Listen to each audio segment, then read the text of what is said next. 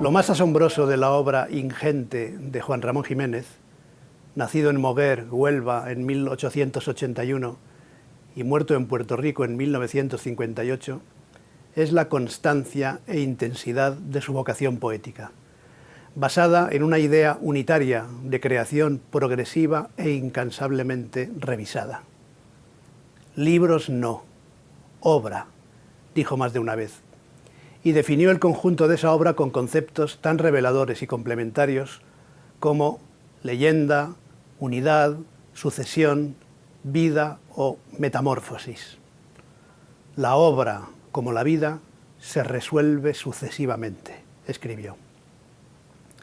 Y además de esa concepción totalizadora y unitaria, también es asombroso el hecho de que libros tan diferentes como Jardines lejanos, Sonetos espirituales, Diario de un poeta recién casado, Eternidades, Animal de fondo o Dios deseado y deseante, hayan salido de la imaginación de un mismo hombre, el más fiel y el más atento a la diversidad del propio talento, a la ductilidad de la palabra poética y a la profundidad del lenguaje.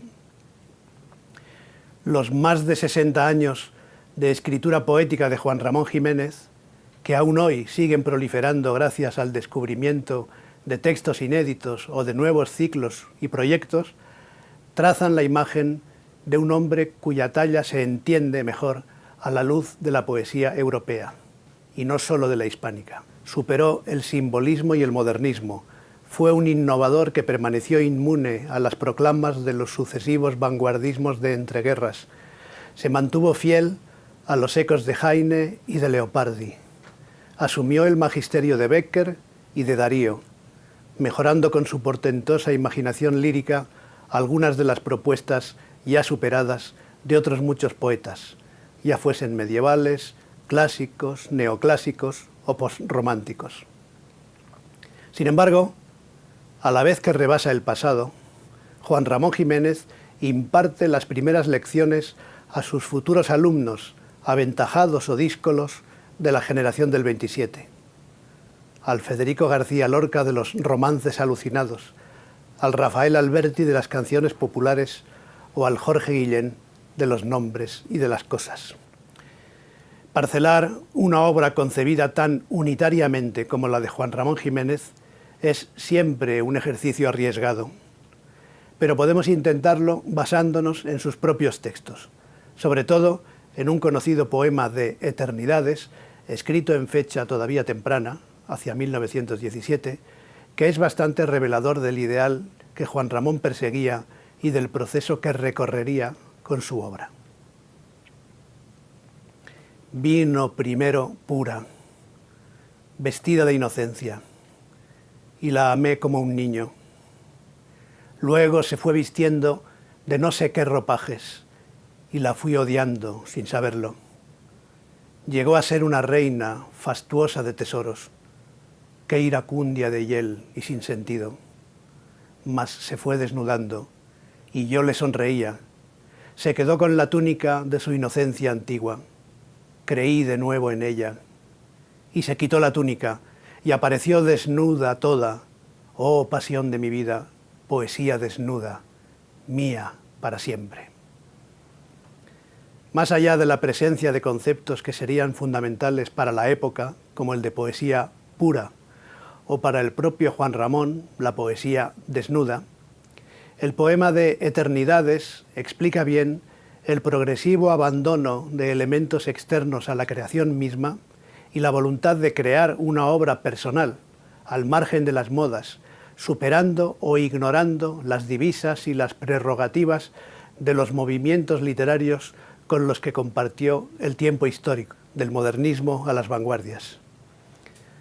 Juan Ramón Jiménez tuvo una conciencia agudísima de la soledad del creador, y en esa soledad de un hombre con su sentimiento, su sensibilidad, su mente y su lenguaje, es donde puede nacer la palabra con su capacidad demiúrgica, como en otro poema de Eternidades que veremos más adelante y que empieza: inteligencia, dame el nombre exacto de las cosas.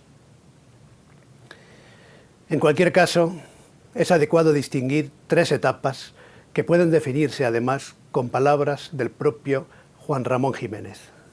La época sensitiva, 1898-1915, la época intelectual, 1916-1936, y la época suficiente o verdadera, 1937-1958. Veamos la primera etapa, la sensitiva, 1898-1915. Tras la publicación de los dos primeros libros, Almas de Violeta y Ninfeas, que son los más marcada y superficialmente modernistas, pero que también supusieron su entrada por la puerta grande en la poesía hispánica, con prólogo de Francisco Villaespesa el primero y de Rubén Darío el segundo, la lista de títulos es impresionante, aunque nos limitemos a citar los efectivamente publicados en forma del libro. Arias tristes, jardines lejanos, pastorales, elegías, poemas agrestes, la soledad sonora, poemas mágicos y dolientes, laberinto, sonetos espirituales y estío. En esta etapa se perciben elementos postrománticos con especial influencia de Gustavo Adolfo Bécquer, modernistas con la figura admirada y determinante de Rubén Darío y simbolistas con el francés Paul Verlaine a la cabeza. Un buen ejemplo de la poesía sensitiva de esta primera etapa puede ser el siguiente poema de Poemas mágicos y dolientes, 1909, que crea además una extraordinaria armonía fonética con el uso en todos los versos de la misma rima asonante a, la rima de la palabra agua, modulada por varios esdrújulos. Con lilas llenas de agua le golpeé las espaldas, y toda su carne blanca se enjolló de gotas claras. Ay, fuga mojada y cándida sobre la arena perlada. La carne moría pálida entre los rosales granas, como manzana de plata amanecida de escarcha. Corría huyendo del agua entre los rosales granas, y se reía, fantástica, la risa se le mojaba. Con lilas llenas de agua, corriendo, la golpeaba. Otro célebre poema de esta primera época es El viaje definitivo, que comienza con este verso: y yo me iré y se quedarán los pájaros cantando. Juan Ramón alternó el octosílabo de los romances populares con el alejandrino y otros metros cultos de los simbolistas y modernistas, y en los dos últimos libros de esta etapa, Sonetos espirituales y Estío, publicados en 1915, hay ya indicios de cambio. En Estío, porque se trata de un libro amoroso que recoge con voluntad de autenticidad una experiencia sentimental. Su autor dijo que es el libro que tiene más sangre y cenizas que ningún otro. Y en los sonetos espirituales, porque la elección de la forma estrófica, la más clásica y prestigiosa de la poesía en castellano y en otras lenguas, implica un deseo de renovar el lenguaje y las imágenes tradicionales, como puede verse en Octubre. Estaba echado yo en la tierra enfrente del infinito campo de Castilla, que el otoño envolvía en la amarilla dulzura de su claro sol poniente.